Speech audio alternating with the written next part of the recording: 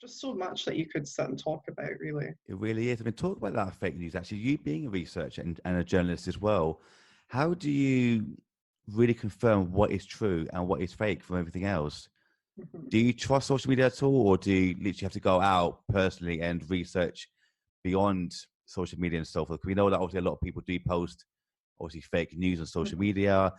What's your take on it, and how do you kind of make sure that everything we hear and see is the truth? Never rely on social media for your sources, Mhm. unless it's somebody who you're going out to interview. And even at that, in journalism training, you're told to go and get at least two quotes and try and get them where they're kind of opposites of each other. So, you know, you want one opinion and you want another, and then people can read it and make up their mind. So I would never use social media as a sole source for an article or for research. What we're taught to do is go to trusted sources. So organizations, so like who've run proper statistics and proper studies. Also, you could go to your kind of top news sites like The Guardian. Obviously, you wouldn't copy their articles, but you would go and have a look at what they've written about a couple of years prior.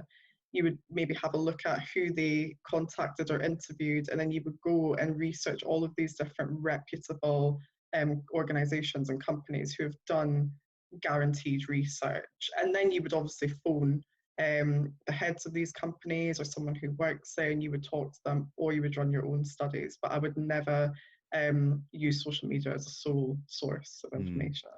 Okay, because now that you're at the BBC as well, do you feel like the research you have to put forward has to be turned over in really quick time, or do they allow you to make sure that everything you put forward is obviously genuine and official?